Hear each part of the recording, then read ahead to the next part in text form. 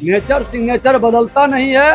ये सत्ता में आने के लिए कुछ भी कर सकते हैं। राजद के नेचर में ही उदंडता है, राजद के नेचर में ही अशिष्टता है और राजद के नेचर में ही जंगल राज की मानसिकता है। नमस्कार दर्शकों, इम्पैक्ट लाइव देख रहे हैं आप। आपके साथ मैं हूं सृष्टि गुप्ता।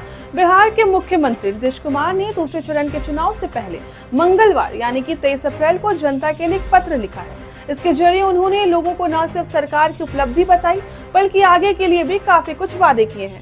इसके अलावा लालू राबड़ी के शासन का भी याद दिलाया गया है।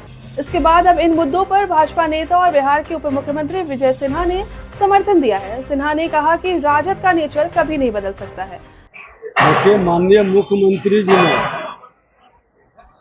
स्पष्ट तौर पर 2/3 नौजवानों के लगभग 2/3 उन नौजवानों को ये अवगत कराना चाहते हैं कि 2005 के पहले नरसंहार कराने वाले, जातीय नरसंहार कराने वाले जंगल राज के लोगों का क्या भय का वातावरण था, हत्या अपहरण लूट बलात्कार का किस तरह से उद्योग चलता था।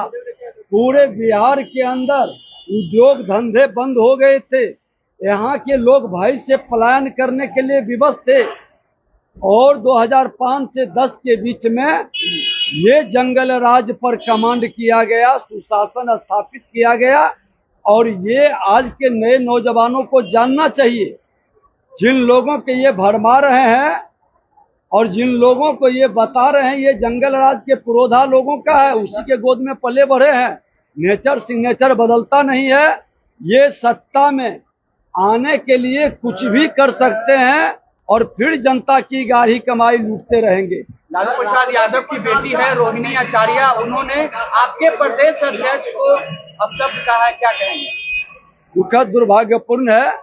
इस तरह की मानसिकता राजद के नेचर में, राजद के लोगों से आप अपेक्षा रखेंगे कि कोई आदर्श की बात करेगा, कोई शिष्टाचार और सम्मान की बात करेगा, तो ये बेकार की बात हो चुकी है। राजद के नेचर में ही उदंडता है, राजद के नेचर में ही अशिष्टता है और राजद के नेचर में ही जंगल राज की मानसिकता है। भूपेश बघेल उन्होंने कहा है कि प्रधानमंत्री मोदी जी का है वो मानसिक स्वास्थ्य।